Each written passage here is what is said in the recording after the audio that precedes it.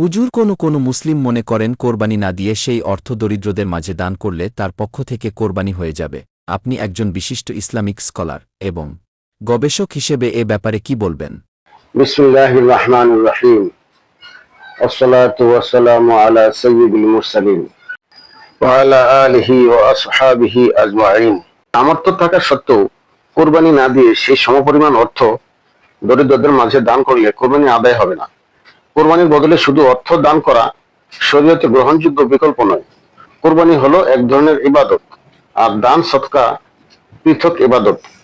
তিরমিজি শরীফের 1493 নম্বর হাদিসে বর্ণিত আছে, আন আয়েশা রাদিয়াল্লাহু তাআলা আনহা আন্না রাসূলুল্লাহ সাল্লাল্লাহু আলাইহি ওয়াসাল্লাম قال মা আমিলা আদামিয়্যু মিন আমালি ইয়ামিন নাহরি আহাব্বা ইলাল্লাহি মিন ইহরাকিদ দাম ইলা আখির।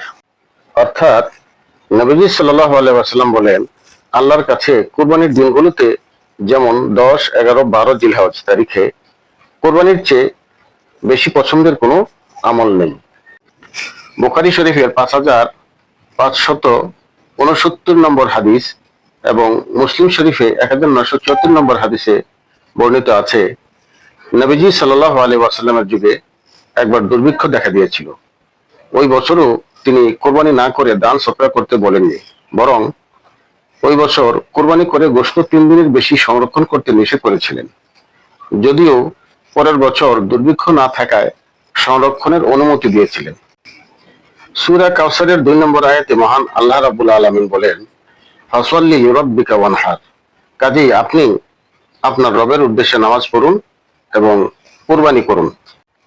মুসনাদে আহমদ হাদিস নম্বর 8273 উল্লেখ আছে, সামর্থ্য থাকা সত্ত্বেও কেউ কুরবানি না করলে রাসূলুল্লাহ সাল্লাল্লাহু আলাইহি ওয়াসাল্লাম কঠোর হুঁশিয়ারি দিয়ে বলেছেন, সেজন্য আমাদের ঈদগাহের কাছেও না আসে। তবে কুরবানির পাশাপাশি অতিরিক্ত হিসাবে দরিদ্রদের মাঝে দান করা অত্যন্ত সওয়াবের কাজ।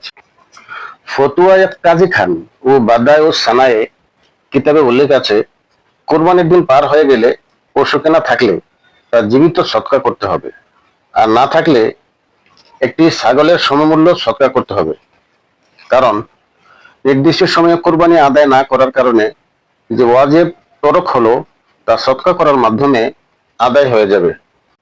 আল্লাহু আ'লামু ওয়া মা আলাইনা ইল্লাল বালাগ।